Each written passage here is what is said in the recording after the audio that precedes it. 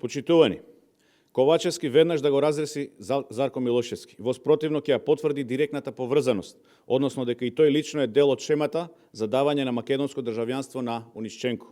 Зарко Милошевски не треба ниту еден ден повеќе да биде на чело на АНБ. Во јавноста излезе документ од кој се гледа дека токму Милошевски ја одобрил позитивната проверка за Унишченко, со која се потврдува дека тој не е безбедносен ризик за државата. Доколку Зарко Милошевски, како одговорно лице во Агенцијата за национална безбедност, не ја одобрил позитивната проверка, Унишченко немало да добие македонско државјанство. Унишченко е руски олигарх. Тој е на црната листа на Соединетите Американски држави, а постојат индиции дека се мешал во изборите во САД. И ова не го говориме само ние. Ова се работи за кои постојат докази. А и Стево Пендаровски, колку и да сака да се додворува на СДС, ги призна сите овие факти.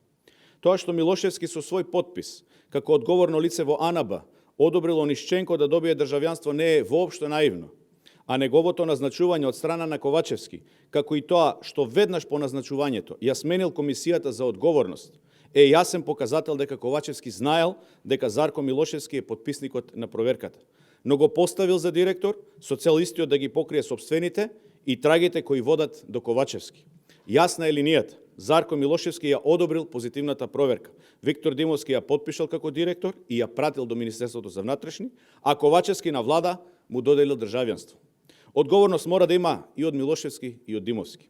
Ако Ковачевски не е директно вмешан како последен во алката, тогаш веднаш да го разреши Зарко Милошевски од позиција директор на АНБ и да го запре именувањето на Виктор Димовски за амбасадор во Париз. Ви благодарам. Повелете доколку имате прашања. Ковачевски пристигна на прашање. Од кабинетот на заменик министерот за внатрешни работи кажаа дека МВР не го покрило сместувањето на Буши и дека тој лично го платил смештот од 20.000 евра. Дали како опозиција ќе продолжите да барате одговорност или со оглед дека се работи за приватна посета имате разбирање? Секако дека ќе продолжиме да бараме одговорност.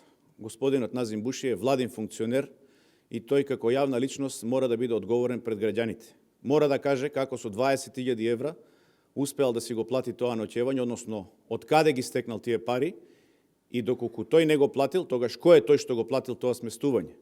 Односно кој е интересот на тој што го платил тоа сместување? Јавноста ги чека одговорите. Ви благодарам.